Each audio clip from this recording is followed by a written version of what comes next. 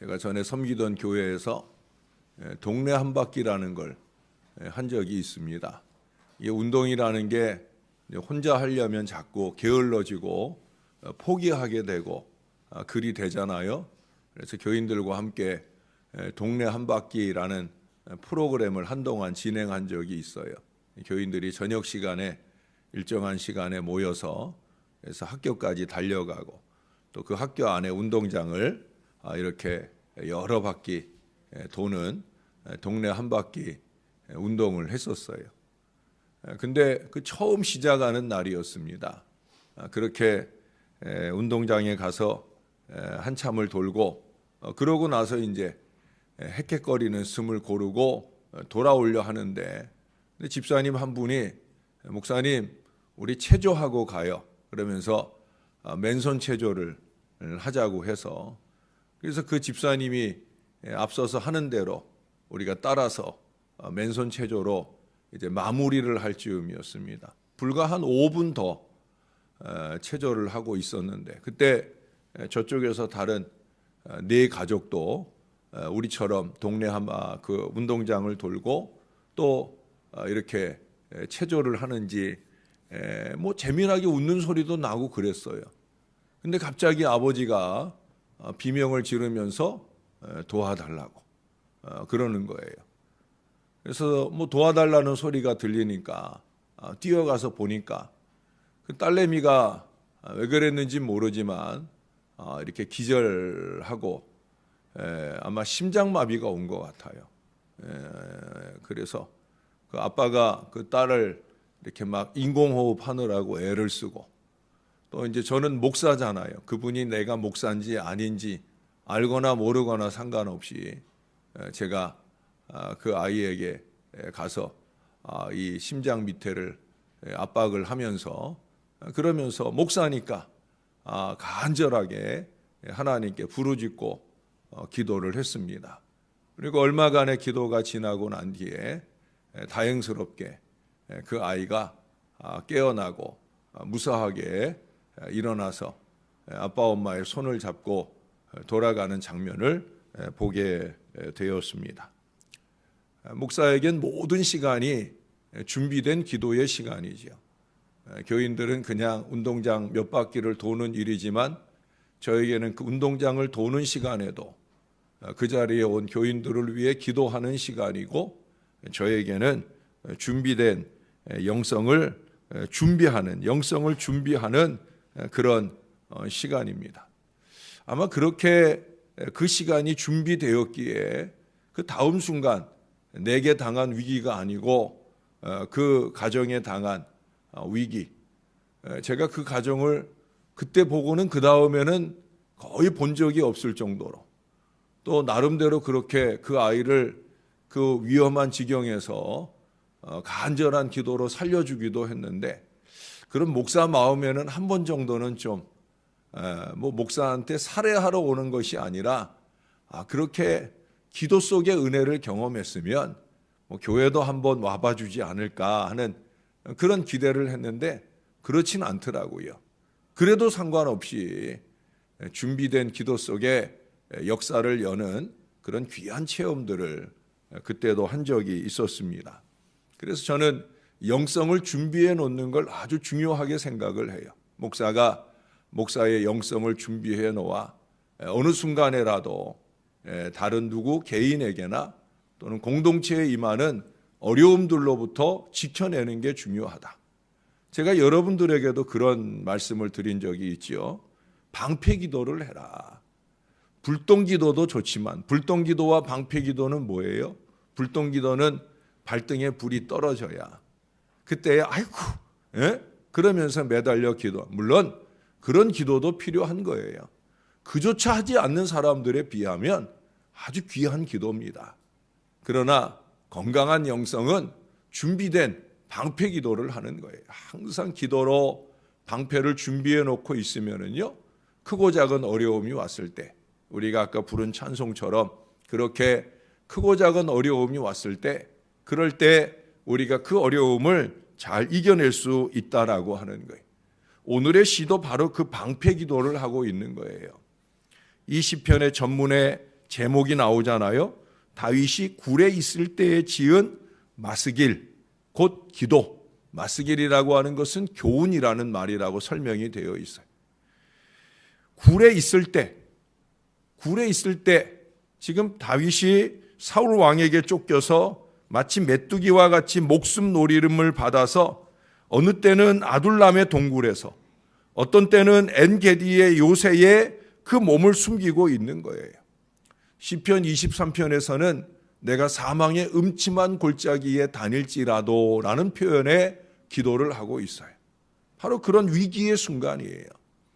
근데 그 동굴 속에서 다윗이 숨어서 뭐 했느냐? 오늘 여기 시편의 내용들을 보면 가만히 있을 수 없고 그렇다고 소리를 지를 수도 없는 탄식과 고통의 시기라는 거예요. 이때 다윗은 하나님 앞에 방패기도를 하는 거예요. 그것은 방패기도이기도 하고 불똥기도이기도 하겠지요. 이제 얼마 안 있으면 들이닥치게 될 그런 사울의 사슬로부터 자기를 지켜주시기를 바라는 간절한 부르짖음이 지금 다윗에게 있습니다.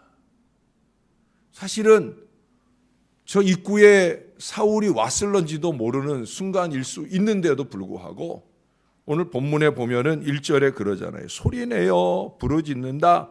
소리내어 간구한다. 소리 지를 수 없는 상황인데도 불구하고 소리를 지르고 매달려 부르짖고 기도하는 걸 보게 됩니다. 정도의 차이는 있겠지만 여러분에게나 저에게도 그러한 탄식과 고통의 시기가 있었을 거예요. 어쩌면 지금 그 고통의 시기를 지나고 있는 분들도 있을지 모르겠습니다. 그런 때에 여러분 다른 누구에게보다 우리 하나님께 소리내어 기도하는 것은 참 중요한 일입니다. 오늘 시인은 그러한 때 자기의 기도를 세 가지 말로 표현을 하고 있어요. 먼저는 소리내어 부르짖는 기도를 한다는 말을 두 번이나 반복해서 말하고 있고요. 그 다음 2절로 넘어가면서 내 원통함을 토로하는 기도를 하고 있다라고 말하고 있어요. 아울러서 자신의 우한을 진술하는 기도를 하고 있다라고 말하고 있어요. 뭐 굳이 설명이 필요 없는 기도들이겠지요. 소리를 내어 부르짖는 기도. 아마 이 소리내어라는 말을 두 번 반복한 거 보면 아주 절절한, 정말 목청껏 그가 최선을 다해서 그 마음과 그 입술이 하나가 되어 기도하는 진실한 기도를 우리에게 보여주는 거예요. 여러분들의 입에서 나오는 소리와 여러분들의 마음이 일치되는 기도를 하고 있으십니까? 그냥 소리는 내고 있는데 내가 뭔 소리로 기도를 하고 있는지 의식하지도 못한 채 그렇게 기도하는 순간을 지나고 있지는 않으시느냐 하는 거예요. 마음과 입술이 일치된 기도, 그 부르짖음이 필요한 거죠. 5절에서도 가면 주께서 내게 여호와여 내가 부르짖어 말하기를 주는 나의 피난처시오 라고 기도하고 6절에서도 다시 한번 나의 부르짖음을 들으소서. 정말 다윗이 엄청난 간절함으로 그 마음속 이야기들을 하나님 앞에 부르짖고 있는구나 하는 것을 느끼게 해 줍니다. 지금 굴속 피난 상황에서 사실은 쉽지 않은 기도죠. 아까도 말씀드린 대로 이제 얼마 안 있으면 입구에 사울이 당도하잖아요. 그 입구에 당도한 사울을 피해 나갈 수 있는 그 길을 방패로 준비하는 기도예요. 사실은 지금 이와 같이 도망쳐 와 있는데 그 부하들이 볼 때 민망한 기도일 수 있어요. 이 정도까지 오기 전에 기도했어야지 라고 말할 수도 있어요. 상관없는 거예요. 부끄럽거나 두렵거나 이런 거 상관없는 거예요. 어떤 분들 보면은 정말 급한 것 같은데 내가 볼 땐 정말 급한 것 같은데 그런 상황에서는 이 정도 부르짖음으로 기도해야지 않을까 하는 생각을 하는데 그런 분들한테 그렇게 권면을 하면 그런 얘기를 하는 분들이 있어요. 사람들 들을까 봐. 그게 뭘 중요해요. 제가 속으로 그럽니다. 아직도 멀었네. 아직도 안 급하다는 거죠. 급해 죽겠는데 남이 듣거나 말거나 그걸 의식할 겨를이 어디 있어요. 매달리고 기도하는 거죠. 지금 다윗이 그런 거예요. 부하들이 어떻게 보든지 말든지, 사울이 입구에 당도해서 자기를 쳐들어오든지 말든지, 지금 자기의 마음의 절박함을 하나님께 부르짖고 매달리는 거예요. 그래서 그 다음에 자기의 원통함을 토로하는 기도다. 모든 것을 숨김없이 말씀드리는 거죠. 사실은 내가 숨기려 해도 숨길 수 없는 대상이 하나님이시잖아요. 그런데 사람 앞에 가서 토로하고 말하는 게 아니라 하나님께, 하나님 나 너무 원통해요. 예? 난 너무 억울해요. 여러분, 억울한 마음을 사람에게 가서 풀어봐야 억울함만 더해집니다. 또 다른 억울함이 만들어질 뿐이에요. 하나님께 그 원통함을 말하는 훈련을 좀 하셔요. 그 다음에 자기의 우한을 진술하는 그 기도, 이것은 속으로 숨어 들어가는 어중간한 중얼거림, 불평, 불만과 달리 자기가 자기의 진정한 필요를 하나님 앞에 분별하고 쏟아내는 간절한 기도를 말하는 거예요. 하나님만이 이 우한을 극복해 주실 분이다.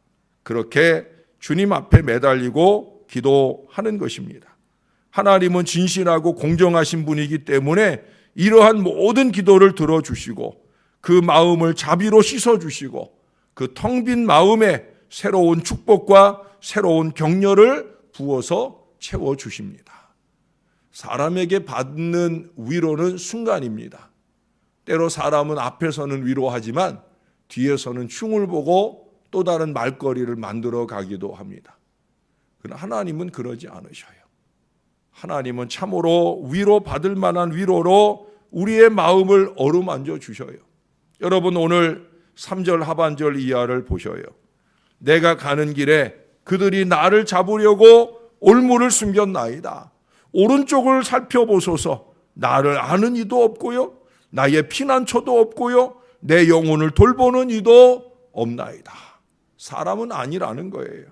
여기서 말하는 그들이 누구입니까?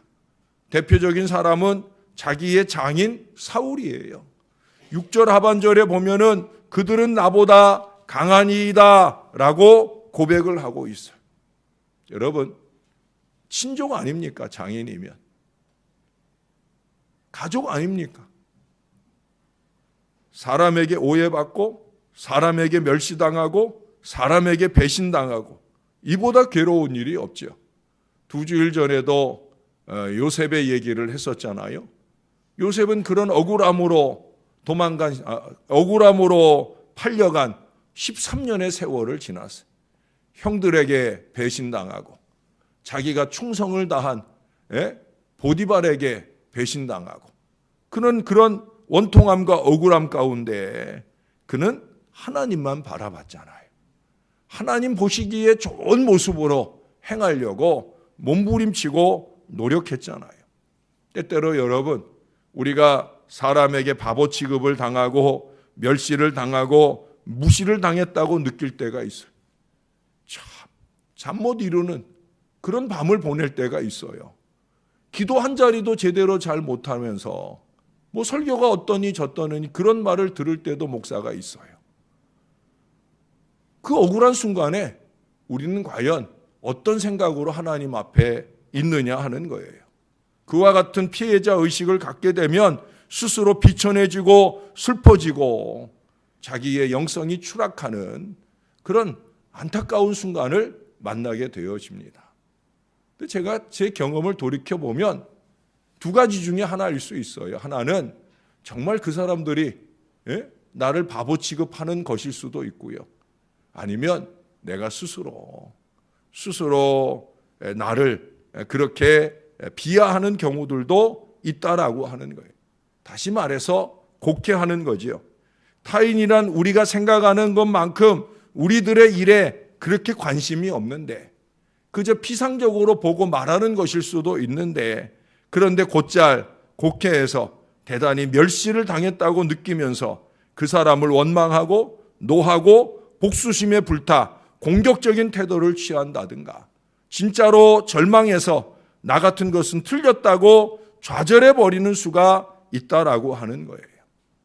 우리가 그 어리석은 곡해로부터 스스로를 벗어날 수 있도록 하기 위해서 필요한 것이 바로 하나님께 매달리는 거예요. 내가 정말 곡해해서 내가 스스로 그 자리에 처해 있든지 아니면 실제로 정말 남에게 멸시당하고 바보 취급을 당했든지 간에 어떤 경우이든지 우리가 곡해하거나 화를 내거나 좌절하거나 하면 그러면 지는 거예요. 그렇다면 어떻게 하는 것이 가장 좋을까? 제가 자신 있게 말씀드릴 수 있는 건 딱 하나예요. 하나님께 부르짖는 거예요. 다윗은 지금 그 길을 우리에게 교훈, 맞쓰기를 해주고 있는 거예요. 나보다 더 억울한 사람이 어딨냐? 다윗은 우리에게 보여주는 거예요. 나보다 그 어려운 가운데서 하나님 은혜로 노임받은 사람이 어딨냐? 다윗은 그 신앙을 우리에게 교훈해 주고 있는 거예요. 하나님은 우리를 진정으로 사랑하시고 우리의 가치를 인정해서 우리를 소중히 여기시는 그런 하나님이시다. 하나님은 고민하는 자의 호소를 지지해 주시고 가난한 자에게 편을 들어 주시는 그런 분이다. 어제도 그제도 계속해서 보았던 표현이 있잖아요. 우리의 머리를 지켜주시고 우리의 머리를 들어주시는 분이다. 할렐루야. 하나님은 그런 분으로 우리의 편이 되어주신다는 거예요. 그러므로 우리는 첫째로 어떠한 때나 어떠한 곳에서나 하나님을 인정해야 됩니다. 어제 저녁에도 말씀드렸지만 하나님만 생각하실 수 있어야 돼요.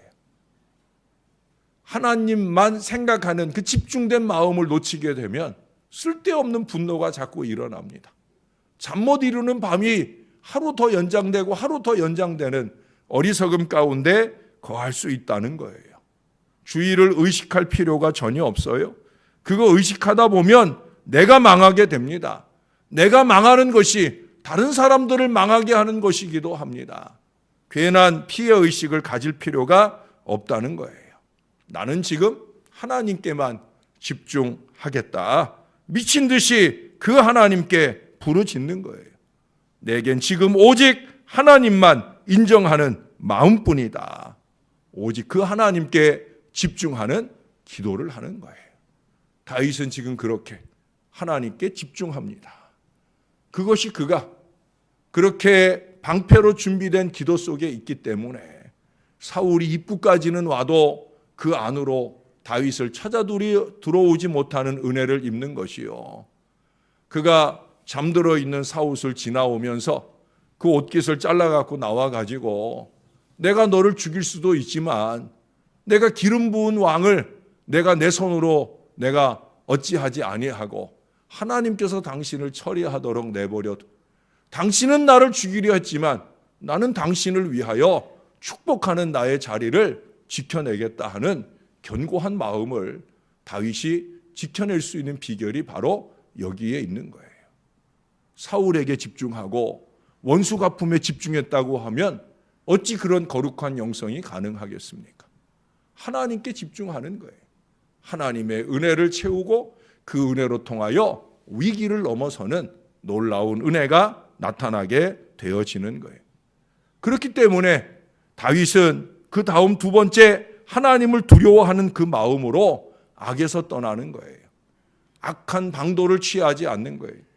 사울을 죽일 수도 있지만 죽이지 않는 거예요. 왜? 하나님을 인정하는 사람이니까. 어디서나 하나님을 의식하는 사람이니까. 그 하나님 보시기에 성결하게 살려고 노력하는 사람이니까.